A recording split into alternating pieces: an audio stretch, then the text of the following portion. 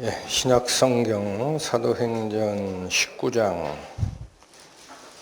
21절부터 마지막 절까지입니다. 페이지로는 신약 221페이지, 사도행전 19장 21절부터 살피겠습니다. 이 일이 다 된 후 바울이 마게도냐와 아가야로 다녀서 예루살렘에 가기를 경영하여 가로되 내가 거기 갔다가 후에 로마도 보아야 하리라 하고 자기를 돕는 사람 중에서 디모데와 에라스도 두 사람을 마게도냐로 보내고 자기는 아시아에 얼마간 더 있으니라. 그때쯤 되어 이 도로 인하여 적지 않은 소동이 있었으니 즉 데메드리오라 하는 어떤 은장색이 아데미의 은감시를 만들어 직공들로 적지 않은 벌이를 하게 하더니 그가 그 직공들과 이러한 영업하는 자들을 모아 이르되 여러분도 알거니와 우리의 유족한 생활이 이 업에 있는데 이 바울이 에베소뿐 아니라 거의 아시아 전부를 통하여 허다한 사람을 권유하여 말하되 사람의 손으로 만든 것들은 신이 아니라 하니 이는 그대들도 보고 들은 것이라. 우리의 이 영업만 천하여질 위험이 있을 뿐 아니라 큰 여신 아데미의 전각도 경홀히 여김이 되고 온 아시아와 천하가 위하는 그의 위엄도 떨어질까 하노라 하더라. 저희가 이 말을 듣고 분이 가득하여 외쳐 가로되 크다 에베소 사람의 아데미여 하니 온 성이 요란하여 바울과 같이 다니는 마케도냐 사람 가이오와 아리스다고를 잡아 가지고 일제히 연극장으로 달려 들어가는지라. 바울이 백성 가운데로 들어가고자 하나 제자들이 말리고 또 아시아 관원 중에 바울의 친구된 어떤 이들이 그에게 통지하여 연극장에 들어가지 말라 권하더라. 사람들이 외쳐 혹은 이 말을 혹은 저 말을 하니 모인 무리가 분란하여 태반이나 어찌하여 모였는지 알지 못하더라. 유대인들이 무리 가운데서 알렉산더를 권하여 앞으로 밀어내니 알렉산더가 손짓하여 백성에게 발명하려 하나 저희가 그가 유대인인 줄 알고 다 한 소리로 외쳐 가로되 크다 에베소 사람의 아데미여 하기를 2시간 동안이나 하더니 서기장이 무리를 안돈시키고 이르되 에베소 사람들아 에베소 성이 큰 아데미와 및 스스에게서 내려온 우상의 전각 지기가 된 줄 누가 알지 못하겠느냐. 이 일이 그렇지 않다 할 수 없으니 너희가 가만히 있어서 무엇이든지 경솔이 아니하여야 하리라. 전각의 물건을 도적질하지도 아니하였고 우리 여신을 회방하지도 아니한 이 사람들을 너희가 잡아왔으니 만일 데메드리오와 및 그와 함께 있는 직공들이 누구에게 송사할 것이 있거든 재판날도 있고 총독들도 있으니 피차 고소할 것이요 만일 그 외에 무엇을 원하거든 정식으로 민회에서 결단할지라. 오늘 아무 까닭도 없는 이 일에 우리가 소요의 사건을 책망받을 위험이 있고 우리가 이 불법 집회에 관하여 보고할 재료가 없다 하고 이에 그 모임을 흩어지게 하니라. 기도하시겠습니다. 하나님, 저희에게 오늘이라는 시간을 또한 허락하여 주셔서 기록된 말씀을 상고하는 은혜를 주심에 감사를 드립니다. 오늘 저희가 읽었던 에베소 난동 사건을 통해 오늘날을 사는 저희 성도들이 배워야 하는 바가 무엇인지 각자의 가슴 속에 소리내어 알려주시고 이 말씀들을 듣는 각 사람은 가슴을 열고 하나님의 그 말씀의 의미가 무엇인지를 진정으로 받아 자기 생각 바꾸어가고 바꾸어진 그 생각에 맞춰 자기 발걸음 옮겨놓는 주의 참된 성도 될 수 있도록 인도하여 주옵소서. 예수님의 이름으로 기도 올립니다. 아멘.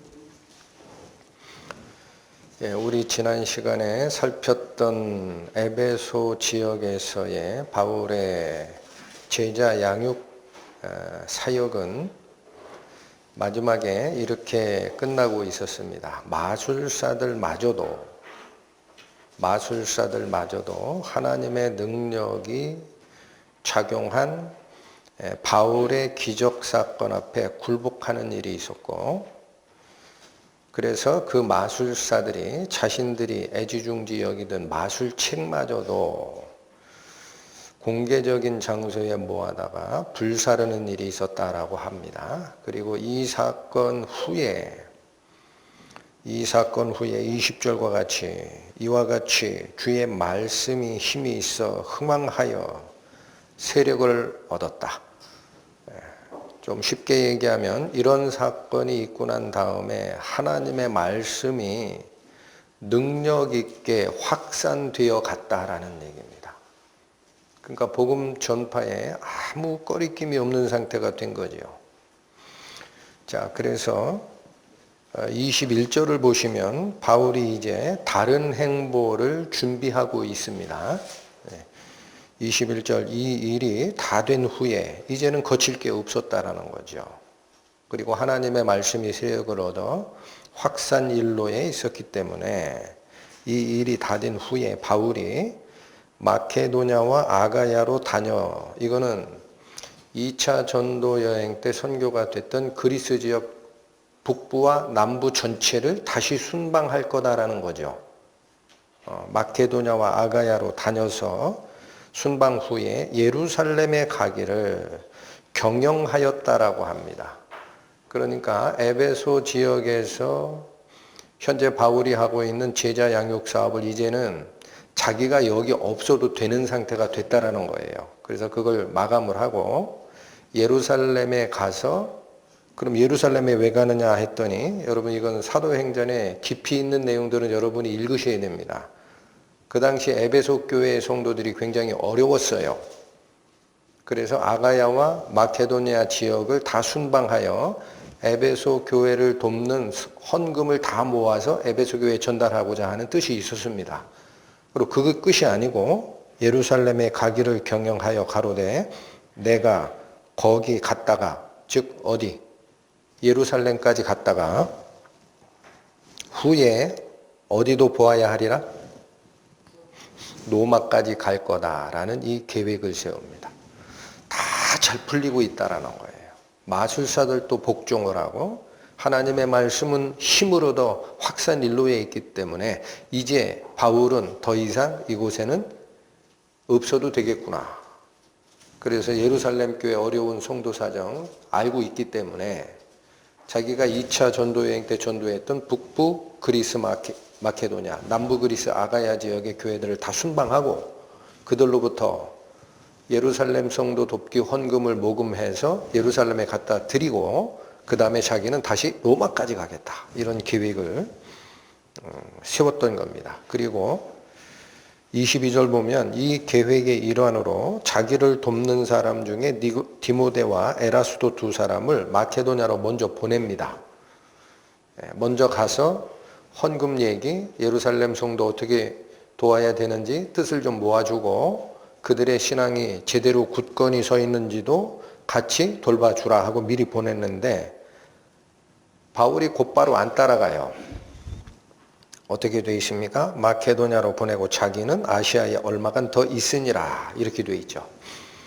그래서 우리는 바울이 이런 예루살렘 방문 계획과 그 이후에 로마까지 가서 복음을 전하겠다라는 이 뜻을 본문에는 뭐냐? 예루살렘에 가기를 경영하여라고만 되어 있습니다. 그런데 헬라어 원문 성경을 보시면 한 글자가 빠져 있었습니다. 뭐냐? 예루살렘에 가기를 성령 안에서 경영하였다라고 되어 있어요. 성령 안에서 계획하였다. 자, 그래서 이 말씀이 중요한 이유는 바울이요, 저희가 지금 계속 봤습니다. 아테네 지역에서 그 당시 철학자, 지혜롭다 하는 철학자들과 매일 변론을 하고 하나님을 증거했으나 성과가 별로 크질 않았어요. 그래서 고린도로 내려오면서는 무슨 마음을 먹고 내려갔다고 하느냐? 내가 전도하는 것이 지혜의 말로 아니하고 이제부터는 성령의 나타남과 하나님의 능력으로 하고자 하였다라고 고린도전서 초반에 씁니다. 마음을 바꿔먹고 넘어가는 거예요. 내 구변으로는 논쟁에서 이길 수 있지만 복음 전하는 것은 안 되는구나. 누가 도와주셔야 된다? 성령과 하나님의 뜻이. 그렇게 마음을 먹고 고린도에 가서 큰 성과를 얻었죠. 1년 반 동안. 그리고 다시 에베소로 넘어갈 때도 자기 뜻, 자기 계획대로 넘어간 게 아닙니다. 뭐라고 하고 넘어갔어요? 에베소 지역을 잠깐 거쳐서 갈 때도 회당에서 설교하고 교제할 때 사람들이 내 얘기를 더 듣고 싶다라고 하는데도 불구하고 바울은 어떻게 됐습니까? 지금은 급하니까 내가 가야 된다. 다만 하나님의 뜻이면 너희에게 다시 돌아오리라. 모든 일정을 누구에게 맡긴 모습이죠? 하나님께. 그리고 여기도 제가 이 헬라어 원문에는 성령 안에서 경영하여, 그 성령 안에서라는 말이 빠져 있다라는 말씀을 드린 이유가 바울이 아테네 이후 사역은 고린도로 넘어갈 때도 그렇고 다시 에베소 지역에 자기의 사역을 시작할 때도 그렇고 하나님의 뜻을 묻는 자세로 바뀌었다라는 것을 강조하는 겁니다. 그래서 지금 여기 로마까지 가야 하리라, 이 보아야 하리라라는 것은 가보겠다라는 뜻이에요. 근데 이게 이미 성경에서 뭐라고 하냐, 그게 예수님의 뜻이었다라는 거예요. 이런 거를 성경은 여기저기에 흩어져 있기 때문에 여러분들이 찾아내기가 힘들어요. 그래서 그런 걸 도와드리는 역할이 제가 하는 역할입니다. 보시겠습니다. 로마서 1장 보시죠. 239페이지입니다. 신약성경 239페이지 로마서 1장 10절에 보면, 여러분 이 로마서는 고린도 지역에 머물 때에 앞으로 로마로 갈 거니까 그 로마 지역에 있었던 성도들에게 편지를 써서 먼저 보낸 겁니다. 아시겠죠? 그렇게 하면서 10절 뭐라고 얘기하느냐. 어떠하든지 이제 하나님의 뜻 안에서 너희에게로 나아갈 좋은 길 얻기를 구하노라. 자기 마음대로 가고자 한다 그래요? 하나님의 뜻 안에서 구한다 그래요? 예. 항상 중요한 일정을 이제 바울은 하나님의 뜻을 내가 세운 계획이 아니라 하나님의 뜻에 합치되는가, 하나님의 뜻 안에서 이게 맞는가, 이걸 기도하는 모습이라는 거고, 또 오늘 본문에 있는 것처럼 내가 예루살렘에 갔다가 로마까지 가봐야 될 거다라는 이 계획이 성령 안에서 일어났다. 헬라어 본문에 그렇게 돼 있다 그랬어요.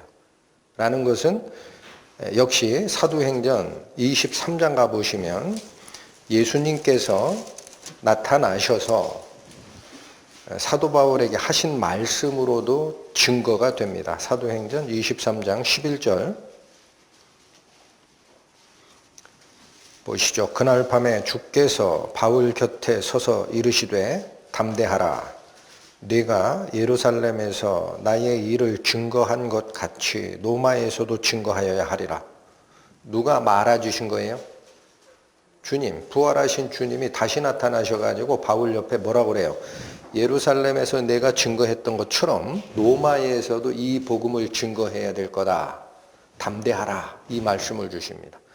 그러니까 바울이 세우고 있는 모든 계획들은 아테네의 사역이 별무성과였지만 바울에게 큰 가르침을 준 겁니다. 자기를 의지하지 않아요. 항상 하나님의 일이지만. 저는 이제 이런 모습에서도 우리가 받을 교훈이 뭐냐? 우리는 하나님 잘 안 보이시죠? 그 다음에 성경 댁에서 읽어 주십시오. 신앙생활이 삐뚤어지지 않는 방법 3가지입니다. 말씀 상고와 기도와 교제입니다. 꼭 기억하십시오. 오순절 이후 초대교회 성도들이 했던 게 그거예요. 날마다 성전에 모이며, 이게 뭐예요? 말씀 상고예요. 집에서 떡을 떼며 교제입니다. 기도에 전혀 힘쓰니라. 꼭 기억하십시오.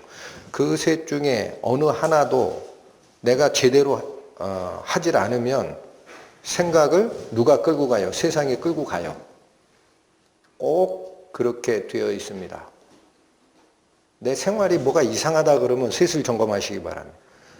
그래서 바로 이 기도 속에서 하나님의 뜻을 발견하는 게 중요한데, 사람들은 뭐냐면 먼저 자기 목표를 먼저 세웁니다. 인생의 목표를.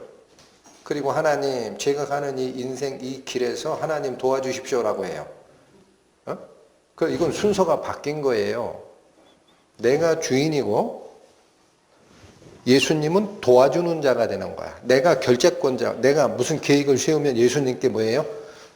보조금 주셔야지. 주님, 이 계획 사인 좀 해주세요. 이거 도와주셔야 돼. 응?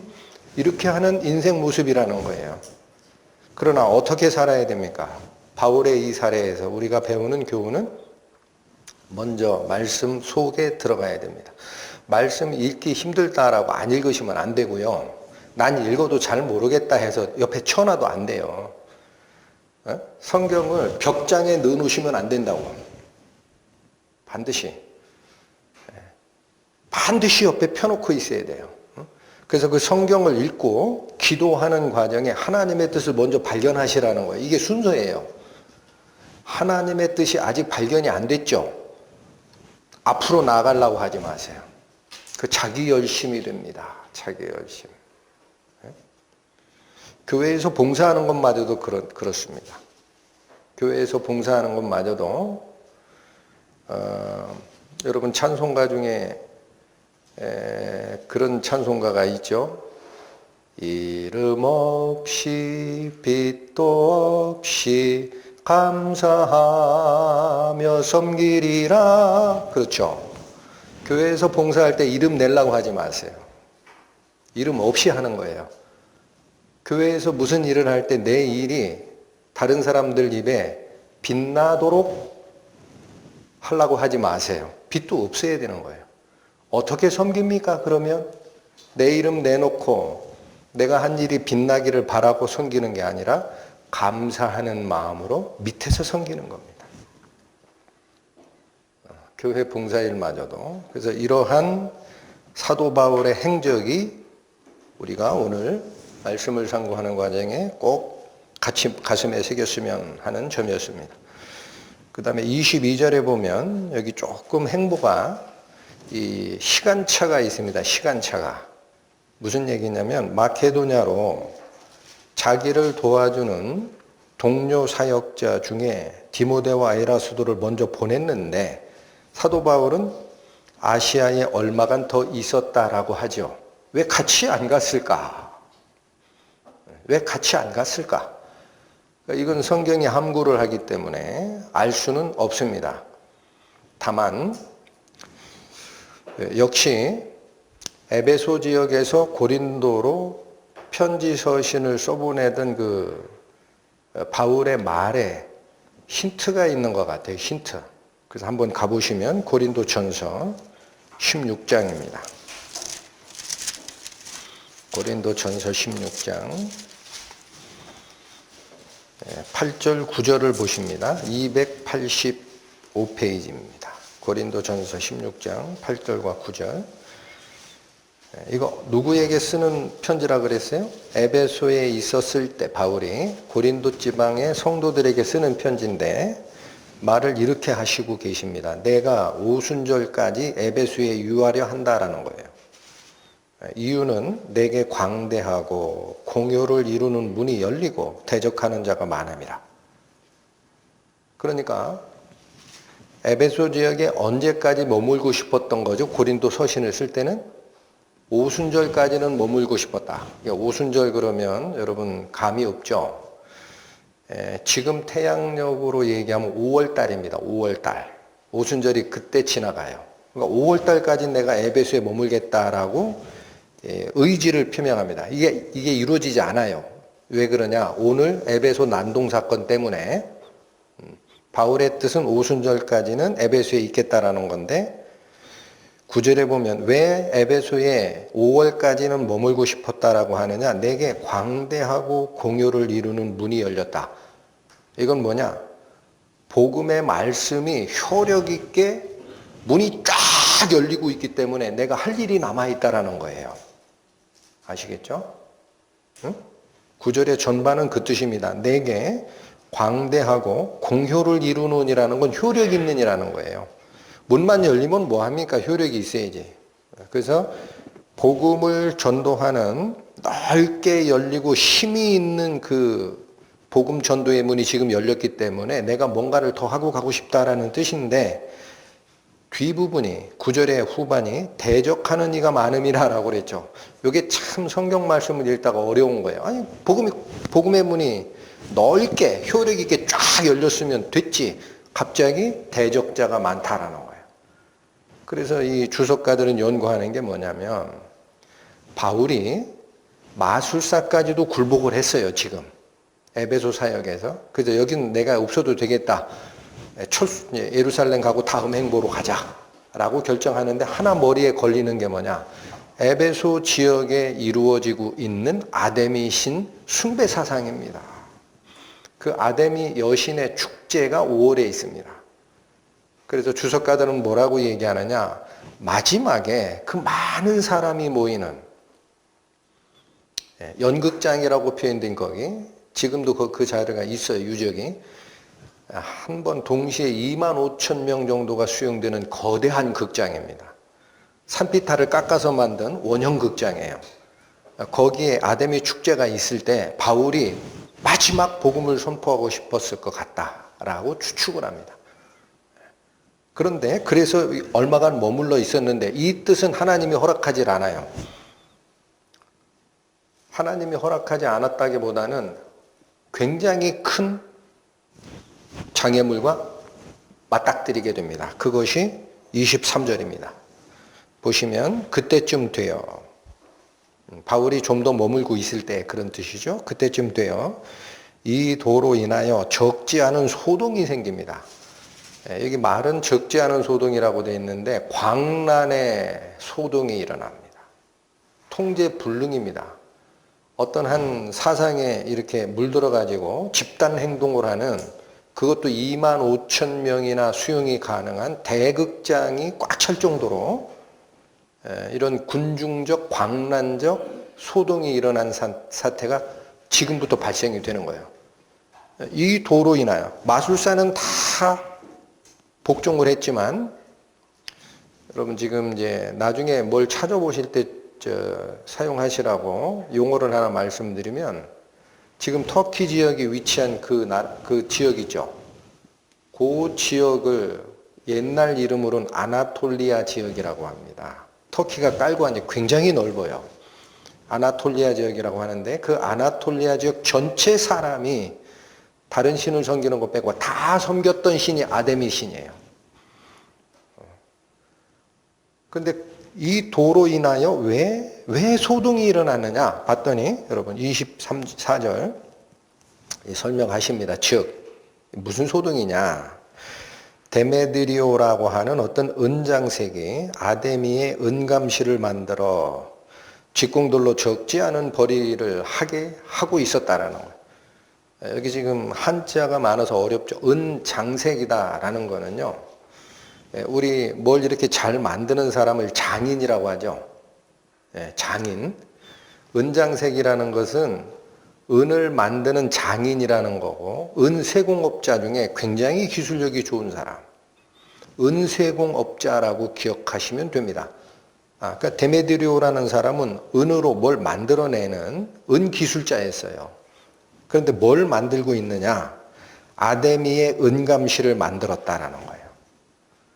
이것도 마찬가지입니다. 한자로 돼 있어서 어려운데, 은감실이라는 것은 은으로 만든 성물함입니다. 성물함. 거룩한 것을 보관하는 함. 성물함. 대부분 뭐를 여기다 모시느냐?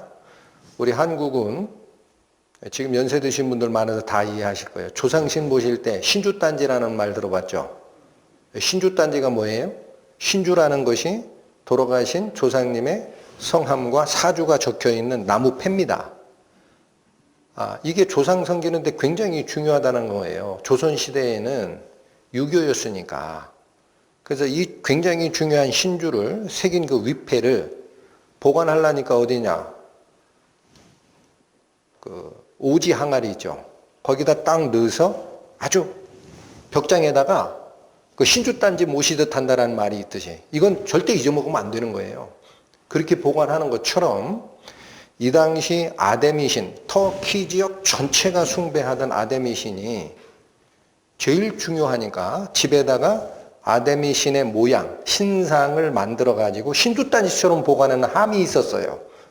근데 그런 게 흙으로 만든 거 이런 건 많았는데 역사 고증에 의하면 은으로 만든 이런 거는 굉장히 귀한 거라는 거예요. 은으로 만든 뭐를 여기다 담아놓고 있다? 아데미 신상. 그게 돈벌이가 됐다라는 거예요. 응? 그렇게 돼 있었었는데 25절 그가 그 직공들과 이러한 영업하는 자들을 모아 이제 모읍니다. 이르되 뭐라고 얘기했냐? 여러분도 알거니와 우리의 유족한 생활이 이 업에 있었다. 은으로 아데미 신상을 만들어서 성물함에 담아서 이렇게 파는 거. 그걸 가지고 다녔다고도 합니다. 어디 여행 갈 때는. 그렇게 섬겼대요. 신주단지 섬기듯이 섬긴 거예요. 그렇게 우리가 유족한 생활이라는 건 풍족한 생활이 이 아데미, 은으로 만든 아데미 신상을 만들어 팔면서 들어오는 수입 때문에 우리가 풍족하게 살았지 않느냐? 이 얘기를 한 거예요. 직공들 다 모아가지고. 그런데 26절 뭐라고 합니까? 이 바울이 에베소뿐 아니라 거의 아시아 전부를 통하여 허다한 사람을 구원해 말하기를 사람의 손으로 만든 것들은 신이 아니라 하고 있다라는 거예요. 사람의 손으로 만든 건 신이 아니야. 그러니까 여러분 생각하시죠? 아시아에 있는 모든 사람은 유대인이나 헬라인이나 바울의 말을 다 듣더라 그랬어요. 맞죠?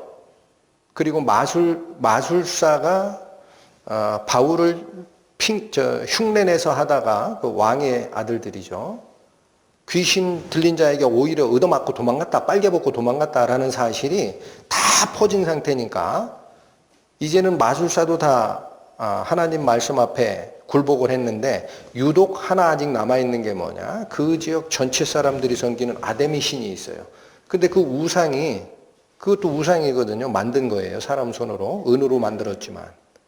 그게 신이 아니라고 그러는 거예요. 사람의 손으로 만든 것들은 신이 아니라 바울이 그러고 다니는 게 그게 다 퍼진 거예요. 그러니까 사람들이 어떻게 되겠어요? 마술사들이 마술책을 갖다가 불태웠듯이 아나톨리아 지역에 사는 모든 사람들은 아데미 신, 그거는 바울 얘기에 따르면 그거는 신이 아닌데 왜 이걸 만들어? 안 사게 되는 거예요. 야, 이거 부정한 거다, 이거. 이거 뭐하러 사냐? 그러니까 안 팔리는 거야. 그래서 이 사람이 그 직공들을 모아가지고 이제 난동을 일으킨다라는 얘기입니다. 자, 여러분. 아데미 신이 그리스 로마 신화로 얘기를 하면 아르테미스 여신입니다. 그리스 로마 신화로 얘기하면 아르테미스라는 여신인데 로마로 얘기하면 다이아나 신이 돼요. 어쨌든 너무 복잡하니까 아르테미스. 거기서 이름이 살짝 바뀌면 아데미가 되죠. 근데 이 신은 뭐냐면은 제우스의 쌍태 자녀가 있어요. 하나는 아폴론이고 하나가 아르테미스예요. 제우스 신의 쌍둥이 남자와 여자가 동시에 나와. 하나는 아폴론, 이게 태양신이 돼요. 아르테미스, 이게 달신이 돼. 근데 달신이라는 개념보다 이 아르테미스는 사냥의 여신이고 평생 처녀로 살아있던 신이에요. 결혼을 안 해. 신도 결혼합니다. 제우스 결혼했어요. 헤라랑. 그래서 처녀의 신, 사냥의 신, 또 출산에 도움을 주는 여신, 이게 로마 신화의 아르테미스인데 이들이 섬겼던 아데미 신이라는 것은 그 로마 신화에 얘기하는 아르테미스가 그대로 온 게 아니고요. 기존에 섬겼던 노마도, 헬라도 그 이전에 기존에 이 지역에 섬겼던 키벨레라는 신과 결합된 짬뽕신입니다.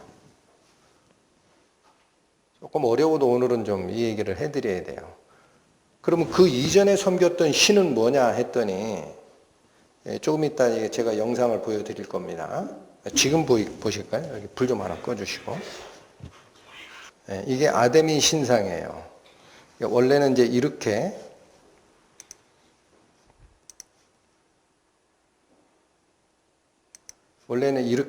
이 모습으로 대부분 발견이 되는데 여러분 딱 보자마자 좀 특이한 게 뭐냐면 저 여신은 흑인이죠.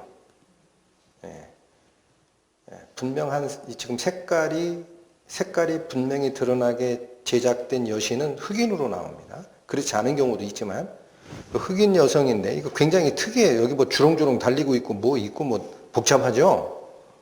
상단부를 다시 찍었더니 이 모습인데 여기 이 달린 것은 이거 잘 모르는 사람들은 다산을 상징하는 여성의 젖가슴이다 라고 생각했는데 저도 이번에 말씀 준비하면서 쫓아 들어가 보니까 아닙니다. 여기 이게 뭐예요? 이게 옷이고 목걸이처럼 돼 있죠. 밖에 나와 있는 거예요, 얘가. 그래서 나중에 보니까 이 여신에게 제사를 드릴 때 숫소를 잡아 드리는데 숫소의 고환을 다 떼서 여신의 목걸이에 24개의 소의 고환을 달아놓은 거예요. 그 얘기는 나중에 또 하시고 여기 잘 보시면 여기 뭐를 이고 있습니까? 성입니다. 성. 축소한 성의 모습이에요. 머리에 성을 이고 있어요. 그 다음에 여기 이건 잘 안 보이시는 분들 이게 여기 두 마리 서 있는 게 뭐냐 사자입니다. 사자를 입고 있고 머리에는 성을 쓰고 있는 여인인데 요 밑에 부분은 여기는 이건 염소, 소 이런 거예요. 이런 신상이었다라는 얘기죠. 필요한 거는 다시 또 말씀을 드릴게요. 자, 그래서 저런 신상이 이제 설명을 드려야 됩니다. 저런 신상이 제가 말씀드린 게 아르테미스 여신 아폴로와 쌍둥이 남매로 태어났던 제우스의 아들인 그 아르테미스 여신상은 저 모습이 아니에요. 그러니까 로마의 아르테미스라는 이름을 끌어오긴 했지만 헬라의 아르테미스입니다. 헬라 신화에 그리스 신화에 아르테미스라는 걸 끌어오긴 했지만 신상의 모습은 전혀 다른 거예요. 그럼 이 신상이 가리키는 바가 뭐냐라는 게 중요한데 여러분 성경에 보면 성경에서 처음으로 성을 싼 사람이 나옵니다. 노아 이후에. 누구죠?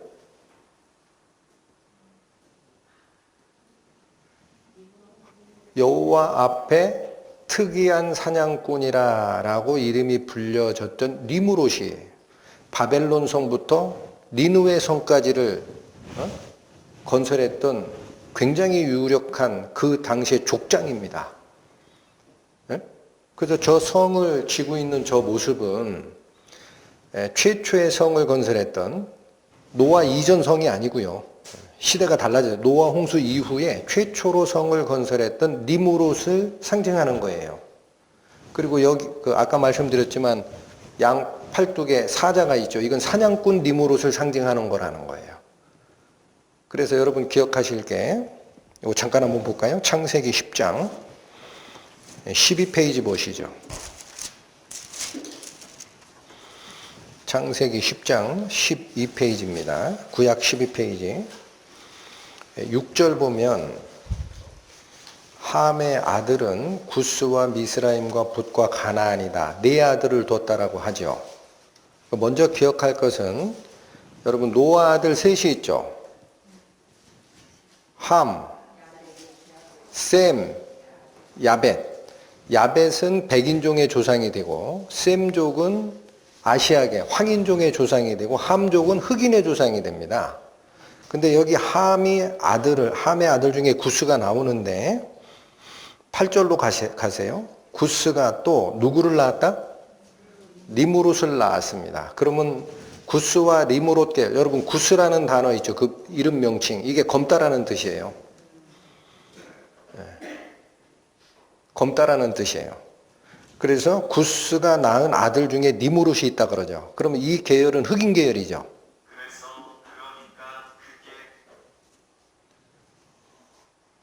이 계열은 흑인 계열이죠. 아까 여신의 피부색이 흑인으로 되어 있는 게 특이하죠. 그래서 그 니무롯을 낳았는데 그는 세상에 처음 영걸이라, 노아 홍수 이후에 그 세상에서 영웅 치유를 받았던 첫사람이라는 거예요. 근데 이 니무롯이 9절에 이렇게 표현합니다. 그가 여호와 앞에서 특이한 사냥꾼이 되었으므로, 그러니까 사냥에 능통한 자입니다. 칼과 활과 이런 걸 쓰는데 능통한 자고, 최초의 영웅 치유를 받았던 자고, 10절 그의 나라는 신할 땅에 어디서부터 시작하느냐? 바벨입니다. 여기다 쌓은 성이 바벨론이 돼요. 바벨과 에렉과 아갓과 갈레에서 시작되어 그가 11절 그 땅에서 아수르까지 나아가 뭐를 건설했다? 니느웨와 르보홈과 갈라와. 그러니까 메소포타미아 지역에서 노아 홍수 이후에 아라랏산에서 출발한 이들이 시날 평지에 머물렀다라고 되어 있고, 그게 메소포타미아 지역입니다. 거기서부터 바벨론도 건설하고 나중에 니느웨까지 건설했던 최초의 영웅 치유를 받았던 사냥의 달인 니무롯이에요. 그런데 이걸 깊이 있게 연구한 학자가 있습니다. 그러니까 랄프 우드로우라는 이 학자는 아예 책으로 냈어요. 그러니까 쭉 기원을 연구를 했더니 니무롯이 사냥 중에 죽어요. 나중에. 그러니까 그 아내 세미라미스가 남편 니무롯이 죽고 나서 담무스라는 아들을 낳게 되는데, 영웅 칭호를 받았던 니무롯이 죽었다 그러면 안 되잖아. 그러니까 뭐냐면 사생아처럼 낳았다고 합니다. 니무롯이 사냥 중에 죽고 멧돼지에게 뭐 치워 죽었다 뭐 이런 얘기인데 그건 중요치 않고, 거대한 멧돼지를 잡다가 죽었대요. 어쨌든 중요치 않고, 사냥 중에 죽은 니무롯이 그냥 사라지면 안 되니까 그 이후에 다시 태어난 담무스를 뭐라고 얘기했냐, 이 니무롯의 아내 세미라미스가 니무롯이 환생했다라고 얘기를 합니다. 니무롯이 환생한 게 이 담무스라는 거예요. 여러분, 담무스는 성경에도 나와요. 구약에 뭐라고 그래요? 성전에 여인들이 담무스를 위해 애곡하는 제사를 드리고 있다. 이스라엘까지 퍼진 거였었죠. 바로 그것 때문에 어머니와 아들을 같이 섬기는 여신과 애를 안고 있는, 이게 담무스를 안고 있는 어느 신, 세미라미스라는 신이 모자신의 계통이 됩니다. 그래서 이게 뭐 이집트에도 내려가고 아시리아 지역에도 하고 하는데, 그런 게 뭐 이시타르라는 신이고, 우리 성경적으로 하면 이스라엘 바로 위에 두로 시돈 지역을 페니키아라고 하잖아요. 그 페니키아 지역에서 이시타르라는 말을 뭐냐? 아스다롯이라고 불렀어요. 구약 성경 많이 읽으시죠? 성경에 아스다롯 나오죠? 하늘 여신. 다 연결됩니다. 그 사상이 키벨레라는 신으로 이 아나톨리아 지역, 지금 터키 지역에 내려오고 있다가 그리스 로마 신화에서 사냥의 여신 딱 나오니까, 아 그래 니무롯 맞아, 세미라미스, 특이한 사냥꾼 니무롯을 섬기던 그 여인 결합시키자 해서 나온 신상이 바로 아데미 신입니다. 깊이 있게 쫓아 들어가려면 한도 없죠. 자, 그런데 이제 문제는 이거예요. 오늘 본문으로 오세요. 시간이 없습니다. 본문으로 오시면 24절에 데메드리오라고 하는 은세공업자가 은으로 만든 이 아데미 신의 신상을 보관하는 성물함을 만들어 팔면서 돈벌이를 했더란 얘기인데, 사도 바울이 사람의 손으로 만든 것들은 신이 아니라 이런 말을 하니까 안 팔린 거예요. 그게 안 팔려가지고 이제 사도 바울 저거 어떻게든지 저 무리들은 없애야 되겠다. 그래야 내 수입이 다시 살지. 해서 폭동을 일으키는 건데, 여러분 저는 이런 성경에 기록된 역사의 배경을 아는 거 굉장히 재밌어 하는 분도 있습니다. 근데 그건 중요한 게 아니에요. 문제는 뭐냐? 아뎀이라는 여신이 짬뽕된 신입니다. 모자 신이 그리스 신화의 아르테미스랑 결합돼서 이 지역의 아데미 여신으로 지금 존재하는 건데, 그 신이 너무 좋다고 해서 집에도 모시고 싶은 거야. 그래서 어떻게 해요? 우상을 조그맣게 만들고 이 은으로 된 이 그 은감실 성물함에 보관해서 이거 집에다 모시죠 하고 파는 게 돈이 됐다라는 건데, 자, 참 어려운 얘기인데, 여러분 지금 인터넷에 들어가서 마리아 상이라고 쳐보세요. 지금 팔아요. 크기도 작은 것부터 조금 큰 것까지 다양합니다. 그러니까 마리아 상을 팔고 그 옆에 묵주를 같이 팔아요. 뭐 싼 거는 한 3만 원부터 나와요. 수도 없이 나와요. 그걸 갖다 집에다 모셔놓고 벽장에 모셔놓고 신두단지처럼 기도 시간에는 벽장문을 딱 엽니다.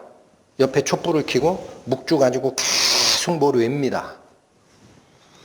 지금 카톨릭 다니시는 분들은 없는지 있는지 모르겠어요. 제가 어릴 때 제가 알고 있는 저희 혈족 중에 한 분이 카톨릭을 믿었거든. 그 집에 놀러 가면 꼭 그러고 있어. 이게 뭐냐라는 겁니다. 이게 뭐냐? 여러분 이 모자신의 사상이 그렇게 연결되는 거예요.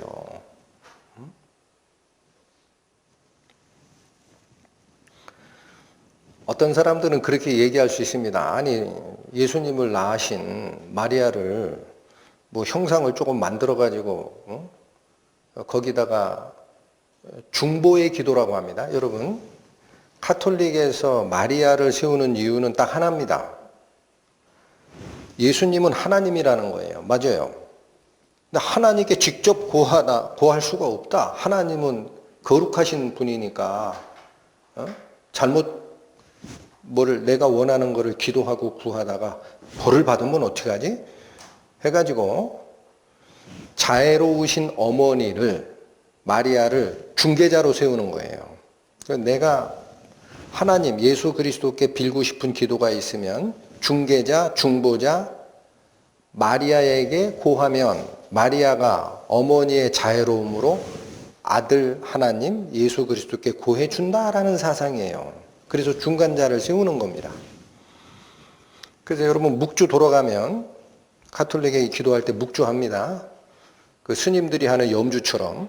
근데 묵주가 돌아가면 주기도문이 한 번 정도 돌아갈 때 마리아를 위한 기도문이 2번 정도 돌아가요. 그 묵주와 마리아상을 지금도 팔고 있고 그걸 집에다 모셔두고 있는 그런 형국이 된다라는 거예요. 그러니까 그러면 그럴 수 있지. 그러나 그거 우리가 그 우상 섬기는 거 아니야. 우리가 알고 있는 신앙의 원리에 따라서 중보자 마리아를 통한다라는 개념이지 우리가 그 우상 섬기는 거 아니야 이렇게 얘기할 수가 있죠. 우리는 이런 때 뭐라고 얘기해야 됩니까? 뭐라고 얘기하셔야 돼? 성경으로 돌아가야지 뭘. 맞죠? 성경에 뭐라고 하나 보십시오. 신명기 4장입니다. 구약 267페이지. 신명기 4장 15절에서 18절을 보시죠. 여러분 이 신명기는 이스라엘 민족을 이끌고 왔던 모세가 가나안 땅에 들어가기 바로 전에 자기가 죽을 줄 알았어요. 하나님이 그렇게 얘기했거든.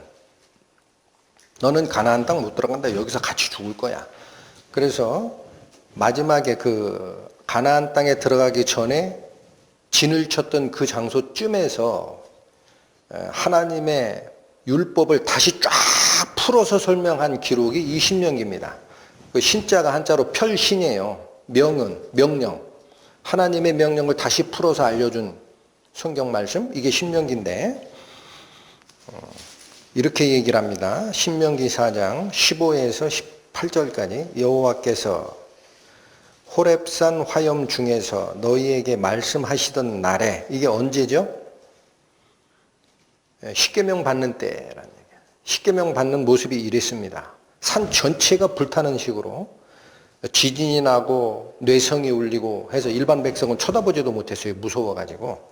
근데 이런 얘기입니다. 여호와께서 호렙산 화염 중에 너희에게 말씀하시던 날에 너희가 아무 형상도 보지 못하였은즉, 그렇습니다. 하나님은 형상이 없는 존재입니다. 물질 세계에 갇혀 있는 존재가 아닙니다. 눈에는 안 보입니다.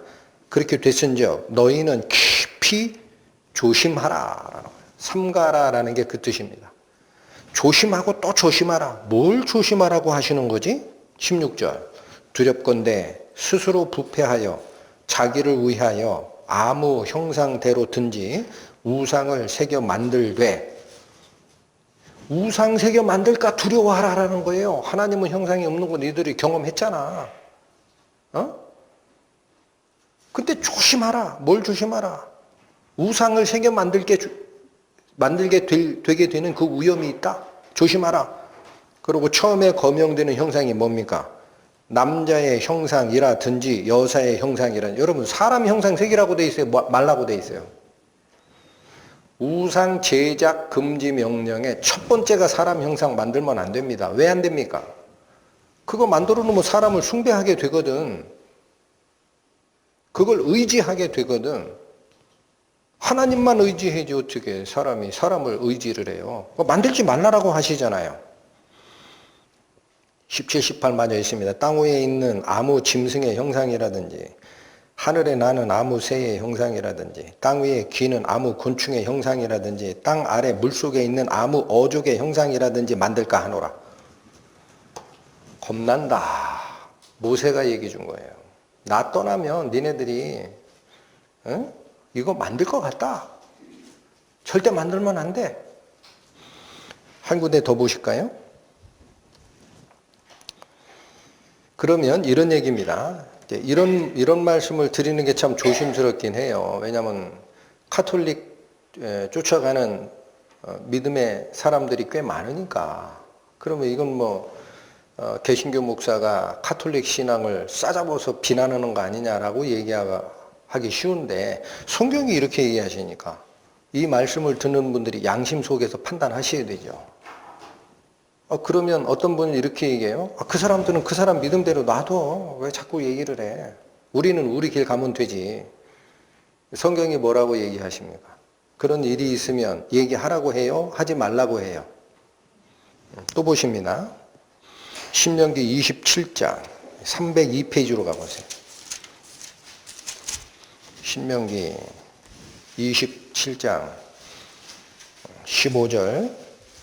이거는 가나안으로 들어가면은 이스라엘 땅의 그리심산과 에발산에다가 저주와 축복의 글을 쓰고 이런 거 하면 저주 받을 거야 라는 걸 세워놔라 라고 설명하던 때예요. 여기는. 근데 15장 보세요. 장색의 손으로, 이 장색이라는 게 아까 뭐예요? 장인, 은장색, 은세공업자. 장인의 손으로 조각하였거나 부어 만든 우상은 여호와께 가증하니 그것을 만들어 은밀히 세우는 자는 저주를 받을 것이라 할 것이요. 이게 무슨 말이에요? 그리심산과 에발산에 이스라엘 민족 12지파를 둘로 나눠서 세우라고 해요. 한쪽은 이산, 한쪽은 이산. 마주보고 뭐를 선포하느냐? 하나님을 쫓는 자는 축복이고 이런 일을 하는 자는 저주다. 양쪽에서 선포하라 라고 얘기하는 건데, 뭐라고 선포하라? 뭐라고 선포하라? 장색의 손으로 조각하였거나 부어 만든 우상은 하나님께 가증하니 그것을 만드는 자들은, 만들어 은밀히 세우는 자는 저주를 받을 것이라 라고 선포하라. 그래서 선포합니다. 선포 안 할 수 없어요. 이거 잘못됐다라고 하라 이거예요. 가만히 있지 말고. 저는 말씀을 선포하는 목회자이기 때문에 선포하는 거예요. 잘못됐지 않습니까?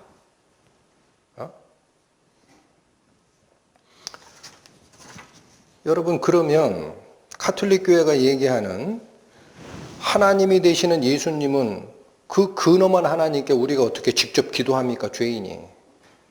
그러니까 자애로운 어머니가 아들에게 뭘 부탁하면 아버지에게 하는 대신에 어머니 누트로 쫓아가면 받아주듯이 자애로운 어머니 마리아를 통해서 올라가면 우리가 구하는 기도가 응답이 더 잘 된다라는 그런 거는 있지 않습니까? 그래서 묵주가 돌아갈 때 주기도문 한 번에 마리아를 위한 기도문이 2번 정도씩 돌아가요. 비율이. 그건 뭐 그럴 수 있지 않습니까? 우리가 마리아를 섬기는 게 아니지 않습니까? 이렇게 얘기하실 수도 있습니다. 맞지 않습니다. 여러분, 신약성경 디모데전서 보시죠. 신약성경 디모데전서 신약 338페이지입니다. 2장 5절 찾으셨습니까? 디모데전서 2장 5절 페이지 338페이지. 하나님은 한 분이시오. 그렇습니다. 또 하나님과 사람 사이에 중보도 한 분이시니, 여기서 얘기하는 중보라는 것은요, 중개자입니다. 중개자. 그러니까 사람이 하나님께 뭐를 고하거나 또 하나님의 뜻을 전달해서 받는 중개자가 필요하다는 뜻이에요. 이 중보자가 하나님이 한 분이듯이 중개자는 딱 한 분이라는 거예요. 둘이 아니에요. 곧 누구라? 사람이신 그리스도 예수라. 성도들이 하나님께 기도하고 하나님의 뜻을 전달해서 받고 하는 과정에 예수 그리스도 외에 다른 중개자를 세우지 마라 하셨잖아요. 그러니까 얘기해야 되는 겁니다. 여러분, 저는 이 가르침이 비단 어떤 모양을 만들어서 신주단지처럼 벽장에다 숨겨놓고 촛불 켜고 기도하고 마리아를 섬기는 그 모습을 띠는 가톨릭 성도들만의 문제냐 이거예요. 그러면 이제 손가락질한 거 끝난 거지. 여러분, 오늘 이 본문에서 우리가 받을 교훈은 없습니까?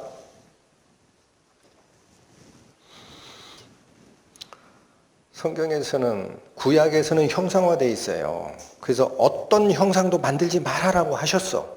그러나 신약 성경으로 넘어오면서는 밖에 드러나는 형상의 문제가 아니라 우리 속에 있는 마음의 문제를 거명하시는 거예요. 예수님께서. 옛사람에게 말한 바 살인치 말라 했지. 나는 너희에게 말하노니 마음속에 형제를 미워하는 자마다 이미 살인한 거야. 무슨 문제를 거명하셨어요? 구약은 드러나는 문제, 신약은 속에 있는 근원의 문제. 신약에서 우상숭배를 뭐라고 얘기했는지 들어보셔야죠. 우상숭배가 뭐라고 합니까? 신약에서. 내 속에 하나님보다 더 사랑하는 마음이 있으면 그게 우상이다 그래요. 내 마음 속에 하나님보다 더 의지하는 대상이 있느냐? 그러면 그게 우상이다 그래요. 그게 신약의 가르침이에요. 누가복음 16장 가십니다. 신약성경 122페이지입니다. 누가복음 16장 13절.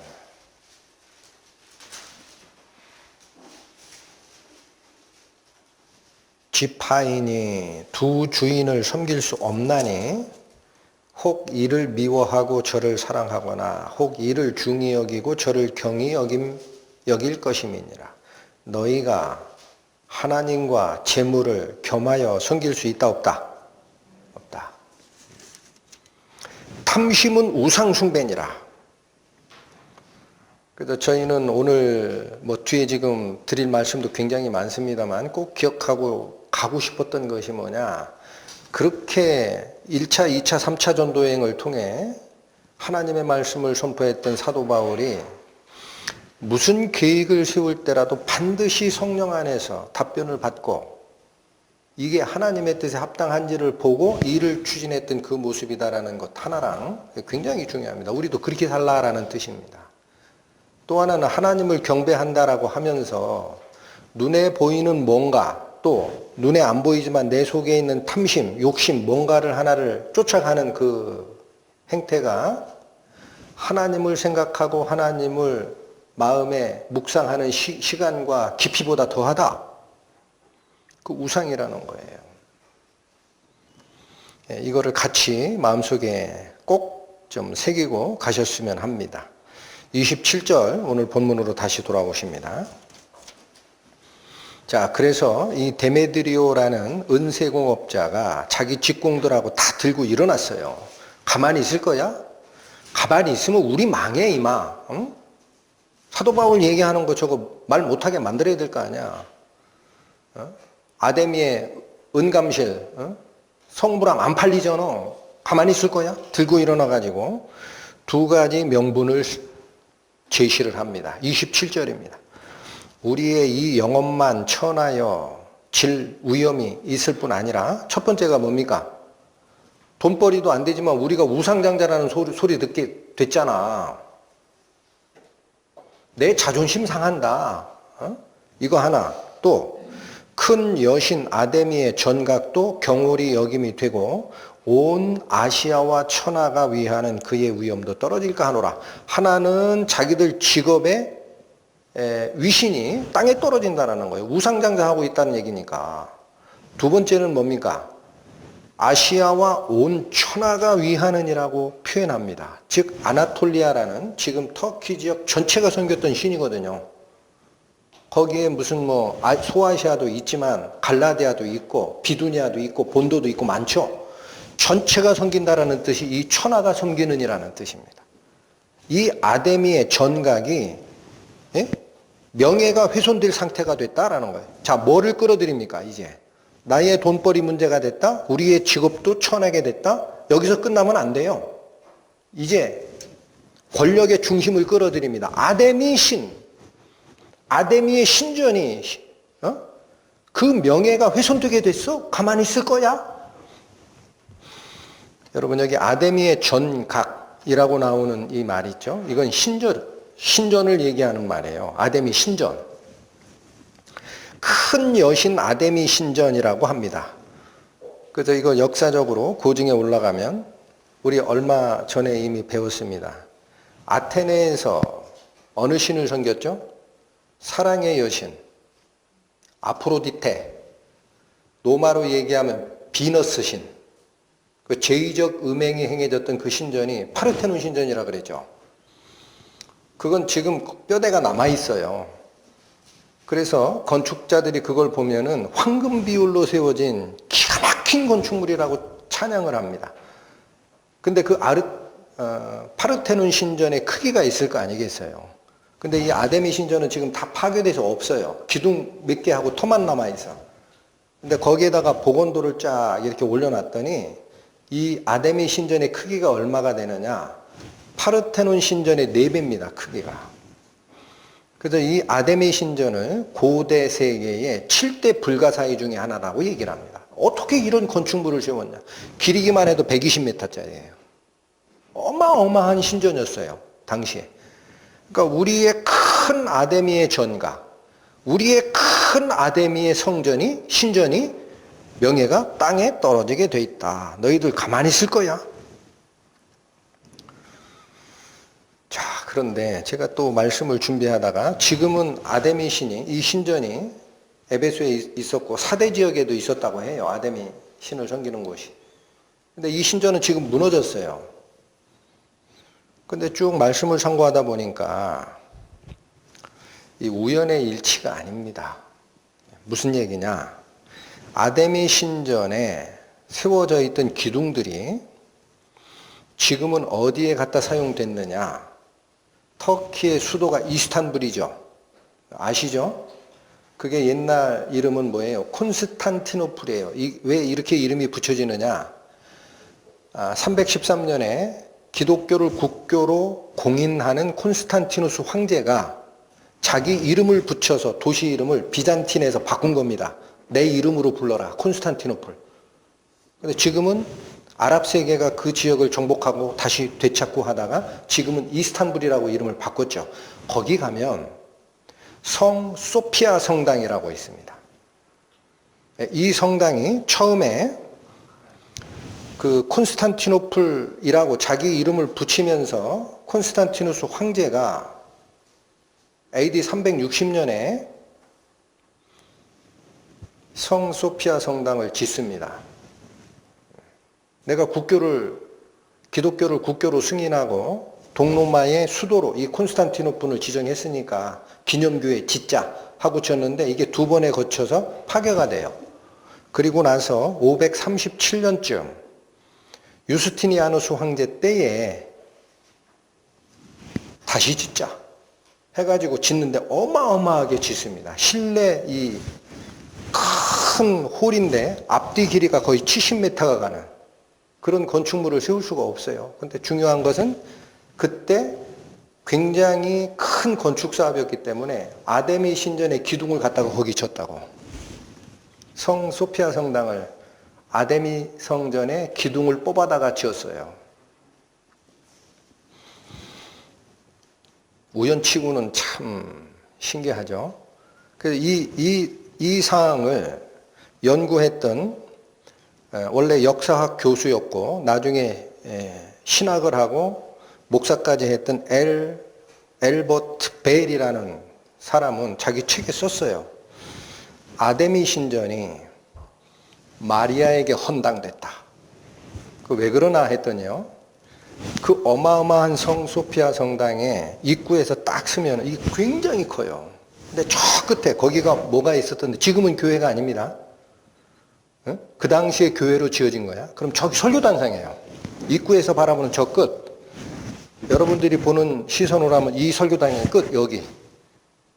이 구석쟁이에 벽화가 그려져 있는데 아기 예수를 안고 있는 마리아의 그림이 있어요. 그래서 이 엘버트 벨이라는 역사학도 전공했고 신학을 전공했던 이 교수는 책에서 뭐라고 하느냐. 아데미 신전이 마리아에게 헌당됐다라고 얘기를 합니다. 이게 이스탄불에 있는 소피아 성당입니다. 이렇게 보면 별로 규모가 큰 것 같지 않죠? 근데 그 안을 들여다보면 이 모습이에요. 그래서 앞에서 저 끝까지가 거의 70m가 되는 어마어마한 크기입니다. 그래서 이 유스티니아누스 황제가 이걸 다 건축을 완성하고 나서 이렇게 얘기했다는 기록이 있어요. 솔로몬이여, 내가 당신을 이겼소. 그 무슨 도시예요? 구약의 솔로몬이 그 영화로운 하나님의 성전을 지었잖아. 그거보다 이게 화려하다는 얘기예요. 그런데 여기 이런 것은 아랍어입니다. 아랍어. 이게 왜 아랍어가 여기에 걸려 있느냐면은 처음에 360년에 콘스탄티누스 황제가 처음 지었던 거는 무너졌고 유스티니아누스가 537년에 이 모습으로 재건을 했는데 나중에 무슬림이 여길 다 정복하거든요. 그게 오스만 투르크 시대예요. 그때 이런 게 걸어지는 거예요. 거기서는 이슬람 사원으로 또 썼던 거야. 지금 다시 회복이 됐죠. 근데 여기 가면 여기가 이제 설교단상이죠. 여기쯤 됩니다. 한번 보시죠. 여기쯤. 여기 뭐가 있죠, 여기. 이게 뭐냐? 확대합니다. 아기 예수를 안고 있는 마리아의 그림이 벽화로 제작되어 있습니다. 그래서 제가 아까 말씀드린 엘버트 벨이라는 이 역사학 전공자이며 신학 전공자인 이 유능한 학자가 책에서 뭐라고 얘기했다? 아데미 신전이 성모 마리아에게 헌당됐다라고 얘기해버렸다고요.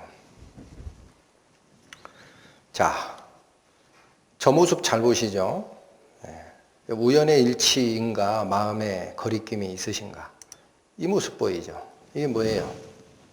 이거 제가 아까 말씀드린 세미라미스와 아들 담무스 상입니다. 모자신의 상이에요. 저게 역사 고고학에서 자꾸 발견이 돼요. 그러니까 지금 뭐를 쫓아가고 있는 거냐 이거지. 깜짝깜짝 놀라야 돼요. 자, 여러분, 그래서 또 하나 지금 연도, 연대, 역사 이런 얘기하면 머리 아프고 졸리잖아요. 근데 연도 안 외우셔도 돼요. 360년에 콘스탄티누스 황제가 저 성당을 처음 지었는데 그때 규모가 작았어. 근데 두 번에 걸쳐 파괴가 되니까 537년에 유스티니아누스 황제 때 저런 건축을 했는데 안타깝게도 아데미 신전에 기둥을 다 뽑아다가 그 성당을 졌다라는 거예요. 그런데 537년에 이 일을 했는데 431년쯤에 그 당시에는 카톨릭 종교회의입니다. 그게 에베소에서 열립니다. 어디예요? 아데미 신이 있던 지금 이 에베소 소동 사건이 터졌던 거기서 열려요. 에베소 공의회라고도 합니다. 전체 종교회가 열렸는데 이 에베소 회의에서 예수 그리스도는 하나님이다. 마리아는 따라서 하나님의 어머니다 라고 선언을 합니다.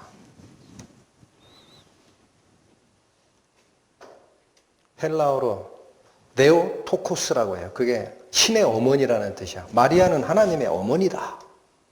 그래서 그 다음부터 마리아 숭배 사상이 카톨릭의 정통교리가 되는 거예요. 처음부터 있었던 게 아닙니다. 그럼 저 마리아 숭배 사상이 에베소 공의회에서 선언된 431년으로부터 약 100년 지나 537년에 유스티니아누스 황제가 소피아 성당을 다시 진 거죠. 그럼 마리아가 하나님의 어머니다라고 마리아 숭배 사상이 선언된 이후에 100년 후에 질 때 왜 이방 신전에 있는 기둥을 뽑아다 짓냐고요. 관계없는 거예요, 한마디로. 무엇이 우상 숭배고 무엇이 세상과 구분되는지 관계없이 갔던 교회들의 모습이 아니냐. 우리 지금 시대에 우리는 어떻게 사느냐 이게요. 세상과 섞여 사느냐. 몸은 세상에 있으나 내 마음과 내 행로는 세상과 구별된 삶을 사느냐 돌아보셔야 되죠. 본문으로 가십니다. 28절 사도행전 19장 28절 사건의 경과가 나옵니다. 저희가 이 말을 듣고 분이 가득하여 외쳐 가로되 크다 에베소 사람의 아데미여 하니. 자, 여러분 성경에 기록된 말이라 우리는 이 의미를 그냥 읽고 지나가는데 여기 반복돼서 나오는 게 뭐냐? 크다 에베소 사람의 아데미어라는 이 구호입니다. 그게 어디도 또 나와요. 어디도 34절 저희는 그가 유대인인 줄 알고 다 한 소리로 외쳐가로되 크다 에베소 사람의 아데미어 하기를 얼마 동안 했다고요? 2시간. 이 광기 어린 폭동이 2시간이 가는 이 이유는 구호가 나오는 거예요. 그 구호가 뭐예요? 크다 에베소 사람의 아데미어. 이게 무슨 소린가 했더니 여러분 에베소 사람이 섬기던 이 아데미 신상은 그리스 로마 신화의 그 아르테미스하고는 달리 여기다 뭔가 잔뜩 뭘 이렇게 줄궁줄궁 달았다 그랬죠. 아데미 여신의 축제 상황을 고증한 사람들의 말씀에 따르면 아데미 여신을 섬길 때 24명의 처녀 제사장이 앞섭니다. 그 뒤로 남자 제사장이 역시 24명이 쫓아가는데 남자 제사장은 전부 거세했어야 됩니다. 그래서 그 기록에 보면 남성을 아데미 신에게 헌납한 자들이다라고 표현을 해요. 그리고 막 앞서거니 뒤서거니 하다가 최종적으로 제사 드리는 부두 옆에서 했다고 하는데 거기에 가면은 황소 24마리를 잡아요. 그럼 아까 말씀드린 대로 황소 고환을 다 잘라요. 24개를 줄에 엮어가지고 아데미 신상 목에 거는 겁니다.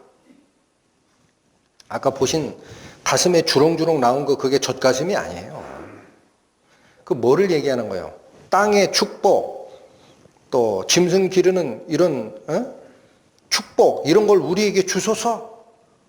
아데미 신의 기원은 뭐고? 머리에 성을 이고 있는 여자 세미라미스고 양쪽 팔에 사자상이 올라와 있는 것은 사냥꾼, 특이한 사냥꾼 니무롯을 상징하던 옛날 신이라는 거예요.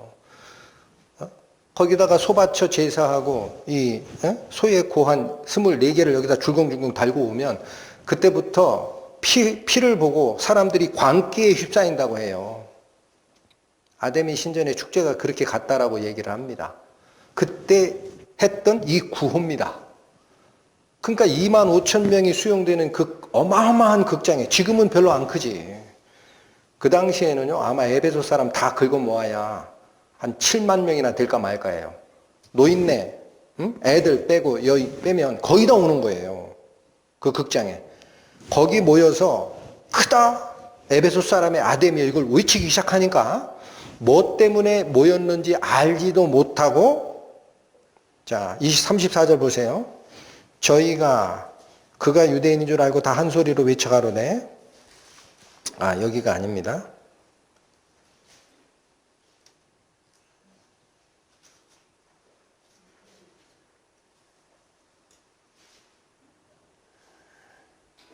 이 32절 올라가세요. 사람들이 외쳐 혹은 이 말로 혹은 저 말을 하니 왜 모였는지를 몰라요. 25,000명이 운집했으면 의사소통이 다 통했다 안 통했다? 안 통했어. 이 말하고 저 말하고 왜 모였어? 크다 에베소 사람의 아데미여 이 구호에 다 몰려온 겁니다. 했더니 뭐냐면 혹은 이 말로 혹은 저 말로 하니 모인 무리가 분란하여 태반이나 어찌하여 모였는지 알지 못하죠. 그러고도 2시간 동안이나 크다 에베소 사람의 아데미여, 그 옛날 아데미 신축제 때 불렀던 그 구호로 광란의 분위기가 된 겁니다. 거기에 이제 보시죠. 28절부터 다시 저희가 이 말을 듣고 분이 가득하여 외쳐가로되 크다 에베소 사람의 아데미여 하니 온 성이 요란하여, 아데미 축제 때 불러졌던 그 구호가 나오니까 에베소 성에 있는 많은 사람들이 뛰쳐나온 거예요. 뭔 일이 났어? 왜 그래? 요란하여 바울과 같이 다니는 마게도냐 사람 가이오와 아리스도고를 잡아가지고 일제히 연극장으로 달려들어갑니다. 자기들이 광분했던 그 축제의장, 그걸로 다 물러들어간 거예요. 그리고 나서 30절 바울이 백성 가운데로 들어가고자 하나 제자들이 말렸습니다. 왜냐? 이거는 거기, 여러분, 바울은 왜 들어가려고 했을까요? 성경에는 말씀이 없지만 앞에서 상고했듯이 마케도냐로 디모데와 아리스다고를 먼저 보내고 자기는 잠시 더 에베소에 거하더라. 왜 거한다 그랬어요? 오순절이 지나서 가겠다. 오순절이 5월이에요. 이 시대로 얘기하면 아데미 축제가 있는 게 5월이라고. 그때 마지막 복음 전포를 하고 내가 가겠다라는 마음이 바울 속에 있었던 겁니다. 그러니까 지금 뭔가 잘못 꼬였어요. 정상적인 상태에서 복음을 전하는 게 아니라 바울을 대적해서 모인 거예요. 그래도 내가 가겠다라는 생각을 한 겁니다. 이게 마지막일지라도 하나님의 복음을 이 많은 사람들 앞에 전하리라 라고 바울이 들어가고자 했는데, 제자도 말리고 또 말리는 사람이 있습니다. 31절 누가 또 말려요? 또 아시아 관원 중에 바울의 친구인 어떤 이들. 여기 아시아 관원이라는 것은 로마에서 파송된 잔지 아닌지는 모르겠는데 아시아 지역을 관할하는 고위 관리들입니다. 고위 관리들. 그 중에 바울의 친구가 있었다라는 거예요. 왜 그럴까요? 두란노 서원에서 2년을 강론하여 헬라인이든 유대인이든 아시아에 있는 모든 자는 다 듣더라. 복음을 들은 거예요. 그러니까 바울이 얘기하는 게 훨씬 더 옳거든. 이 구원을 받았는지 안 받았는지까지는 모르겠습니다. 바울과 친목이 있는 자들이 말렸어요. 왜 말렸어요? 상황이 이거예요. 바울, 당신 복음 전하려고 하는 그 뜻은 알겠는데 이거는 이성적으로 복음을 전할 수 있는 환경이 아니야. 당신 봤잖아. 아데미 축제 때 어떻게 광란이 일어나는지. 여기서 어떻게 복음 전하려고 들어가면 죽어. 가지 말어. 절대 들어가면 안 돼. 이거 알려준 거예요. 그리고 나서 32절 사람들이 외쳐 이 말을 혹은 저 말을 하니 모인 무리가 분란하여 태반이나 어찌 모였는지 알지 못하더라. 유대인들이 무리 가운데서 알렉산더를 권하여 앞으로 밀어내니 알렉산더가 손짓하여 백성에게 발명하려 하나 저희가 그가 유대인인 줄 알고 다 한 소리로 외쳐 역시 아데미 축제 때 했던 구호로 광란의 그 분위기를 이어갑니다. 그러니까 여기 이 사건은 뭐냐면 이런 얘기예요. 유대인들이 무리 가운데서 알렉산더를 대표로 앞에 보내서 설명 좀 해라 라고 하는 상황이 나오죠. 여기 유대인들이 내보낸 알렉산더는 그리스도인이 아니에요. 유대교에서도 문제가 생긴 겁니다. 왜 생겼어요? 유대교에서도 우상 숭배하지 말라는 가르침을 하거든. 근데 이 사태는 기독교인 바울 때문에 일어난 사태인데 에베소 광란이 이대로 끝나면 회당에서 우상 만들지 말라라는 구약성경 가르치는 유대교도 뭐가 돼요? 같이 되지. 거기도 말 못하는 거예요. 그러니까 우리는 얘들하고 달라 이 얘기를 하고 싶었던 것 같아. 우리는 그리스도는 아니야. 응? 앞으로 우리 회당에서 모이는 유대교들은 핍박하지 말어 이 얘기를 하려고 알렉산더를 대표로 앞에 딱 내세우려고 했는데 거기 모인 사람들이 딱 보니까 유대인이거든요. 알렉산더가. 그러니까 저놈도 같은 놈이야. 보세요. 구약만 믿는 유대인, 예수 그리스도를 믿는 그리스도인, 이거는 우리 안에서의 구분이고 밖에 이방신을 섬기는 자가 보면 그놈이 그놈이지. 얘기 들을 필요 없다. 크다. 에베소에 응? 에베소 사람의 신 아데미여. 계속 2시간을 떠드는 거예요. 이 광란이 일어납니다. 폭동이 일어나기 바로 전에 한 사람이 또 나타납니다. 35절. 서기장이 무리를 안돈시키고 이르되 에베소 사람들아 에베소 성이 큰 아데미와 및 스스에게서 내려온 우상의 전각지기가 된 줄 누가 알지 못하겠느냐. 여기 스스라고 한 건 제우스입니다. 제우스. 그러니까 서기장이라는 사람은 누군가 봤더니요. 로마 총독이 아니고 그 지방의 총책임자급 되는데 총독의 어떤 그 정책을 받아서 시민들을 아우르는 그 지역 대표자입니다. 근데 이 서기장이라는 사람은 또 하나 역할이 있었다고 합니다. 뭐냐? 로마 총독이 로마 황제의 뜻을 따라서 이 다스릴 때 자치력이 있거든요. 그러니까 서기장 네가 알아서 다스리되 황제의 뜻에 어긋나는 게 있으면 네가 직접 황제에게 보고해라. 너한테 책임을 묻겠다라고 의무가 부여된 직책이 서기장이었다라고 얘기를 합니다. 그러니까 이 서기장이 보기에 곤란한 사태가 벌어진 거예요. 폭동이 일어나는 거예요. 그럼 나중에 로마 황제에게 뭔가 보고를 해야 되는데 보니까 없죠. 왜 모였어? 이거 사회폭동이 일어난 거 아니야? 군대 파견할 거야? 이렇게 하면 서기장이 할 말이 없잖아요. 보고할 책임이 있는데. 그러니까 이 사람이 하는 얘기가 뭐냐. 무리를 안돈시키고 이르되 에베소 사람들아 에베소 성이 큰 아데미와 스스에게서 내려온 우상의 전각지기가 된 줄 알지 못하겠느냐. 이 말도 축약돼 있어서 뜻이 잘 안 들어오는데 이런 뜻이랍니다. 에베소 사람들은 전부 아르테미스 이 신을 섬기는 게 맞아. 근데 그걸 뭐라고 표현하느냐.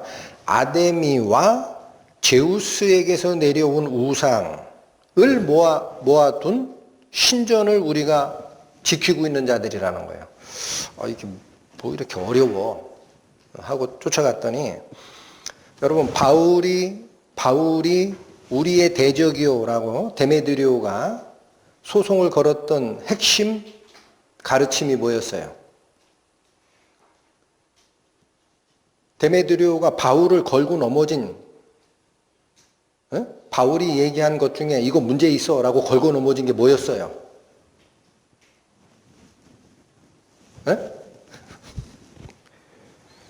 28절 있죠?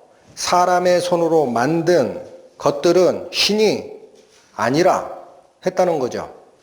서기장이 이 광란의 폭동을 잠재우는 아주 예리한 선언이 여기 나오는 거예요. 바울이 얘기한 건 사람 손으로 만든 우상, 그게 신이 아니라고 하잖아. 근데 알잖아. 우리 다 알잖아. 여기 이 아데미 신전에 있는 이 신상은 있잖아. 제우스 신이 직접 하늘에서 내려준 거야. 그런 전설이 있대요. 로마 신화의 어떤 신상 중에 몇 개는 하늘에서 직접 내려왔다라는 전설이 있었던 거야. 근데 이 아데미 신상은 제우스 신이 직접 내려준 신상이라는 거야. 그러니까 사람의 손으로 만든 거 아니야. 이런 얘기예요. 어떻게 교묘하게 피해가죠. 이해하시겠어요? 바울 걸고 넘어지지 말란 얘기예요. 바울이 얘기한 거는 하늘에서 떨어진 신상 말고 무슨 신상? 사람의 손으로 만든 게 신이 아니라고 그랬지. 근데 이건 우리가 섬기는 최고의 신 제우스에게서 직접 내려온 건데 사람의 손이 아니지. 바울하고 관계없다라는 거예요. 정신 차리자. 우리 정신 차리자. 다 안다 이거. 다시 읽어보세요. 서기장이 무리를 안돈시키고 이르되 에베소 사람들아 에베소 성이 큰 아데미와 및 스스 제우스에게서 내려온 신상 우상을 보관하는 신전 전각에 지키는 자가 된 줄을 왜 모르느냐 이게요. 우리 다 알고 있다. 36절 한 번 더 합니다. 이 일이 그렇지 않다 할 수 없으니 우리 다 아는 사실이야. 우리가 섬기는 이 아데미 신상은 사람의 손으로 만든 게 아니라 제우스 신이 직접 하사한 거야. 그러니까 바울하고 얘기가 달라. 이 얘기를 한 거고. 또 36절 보시면 이 일이 그렇지 않다 할 수 없으니 우리가 다 아는 사실이니 그런 뜻입니다. 너희가 가만히 있어서 무엇이든지 경솔하지 아니하여야 할 것이다. 이유가 없는데 폭동이 일어난 것이 된 거다. 그래서 뭐라고 얘기합니까? 37절 또 이렇게 얘기합니다. 전각의 물건을 도적질하지도 아니하였고 그렇죠. 바울 일행이 아데미 신전에서 제사 드리는 어떤 물건 훔친 적이 있느냐? 없지 않느냐? 또 하나는 우리 여신을 회방하지도 아니한 이 사람. 왜 이 아데미 여신을 회방하지 않았다라고 서기장이 주장하는 겁니까? 바울이 얘기한 것은 사람의 손으로 만든 것은 신이 아니라고 얘기한 거지 아데미를 직접 거론한 적이 없어요. 그런데 서기장이 한 말 중에 뭐가 이걸 살짝 고소 사실을 살짝 빗나가게 한 거예요? 여기 아데미 신상은 사람의 손으로 만든 게 아니라 하늘에 있는 제우스 신이 직접 내려온 게 우리 전설로 와 있잖아. 그럼 바울이 얘기한 거는 우리 아데미 여신을 회방한 게 아니다? 그렇지 않냐? 우리 다 알고 있는 거야? 살짝 비껴갑니다. 자, 회방하지도 아니한 이 사람들을 너희가 잡아왔으니, 자, 이게 현행법에 의하면은 걸 수 있는 건덕지가 없다. 이런 얘기를 한 거예요. 서기장이. 만일 데메드리오와 및 그와 함께 있는 직공들이 누구에게 송사할 것이 있거든, 이건 뭐예요? 그들이 하는 생업이 바울 일행이 얘기하는 것 때문에 손해가 나거나 했으면 민사소송을 하든지 하란 얘기예요. 데메드리오가 하란 얘기야. 데메드리오, 그 은장색하고 하라.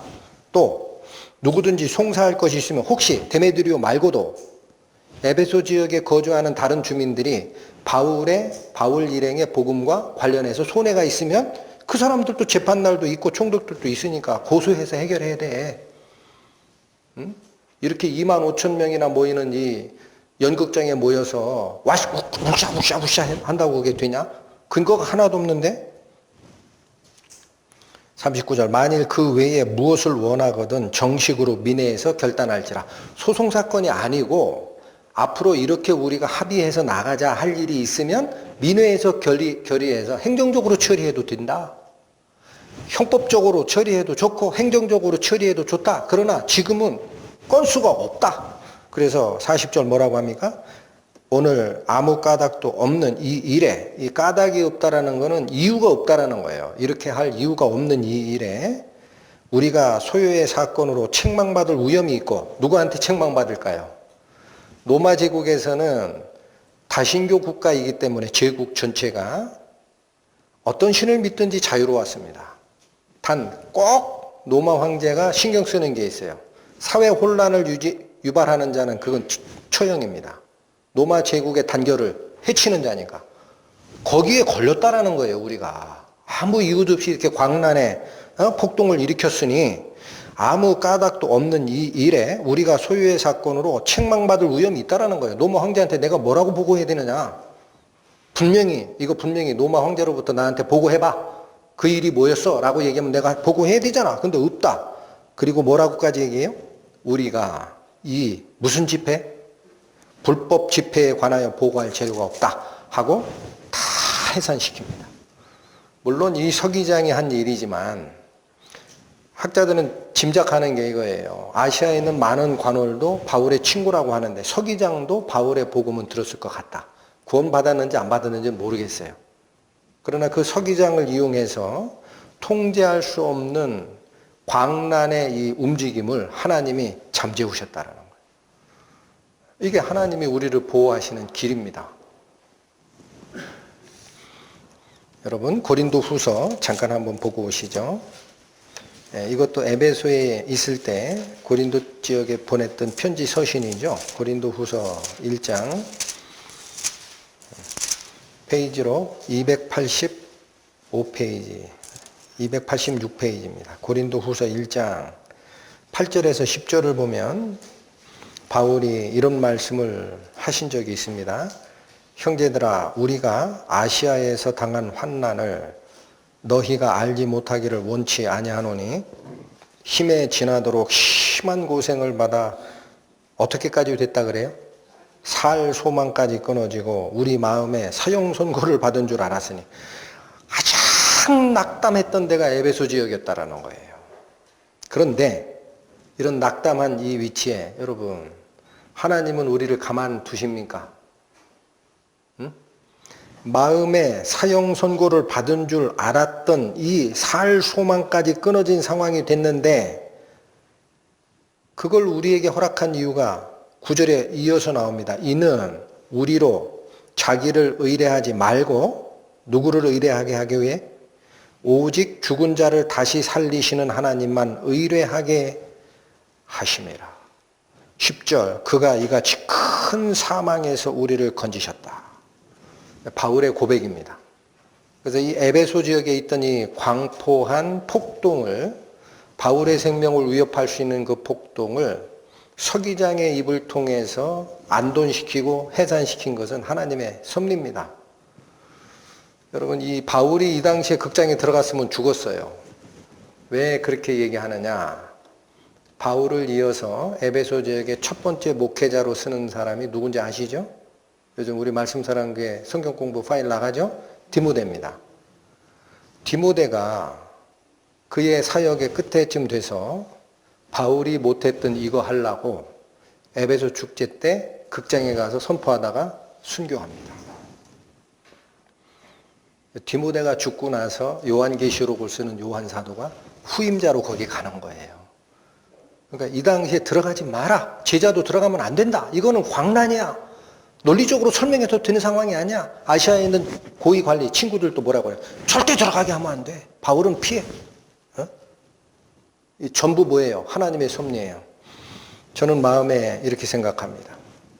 오늘 말씀의 가르침을 마감하면서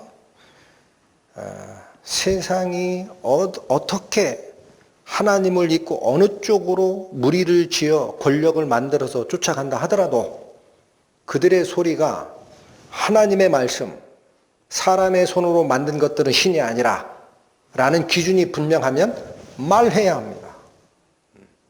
요즘 인권을 얘기하고 인권이 평등이 나오고 평등의 성평등이 나오고 그게 한 발짝 더 나가서 남자가 남자하고 부부관계를 맺고 여자가 여자하고 부부관계를 맺는 동성애가 인권적으로 남이 그 사람들에게 이렇다 저렇다 얘기할 수 없다.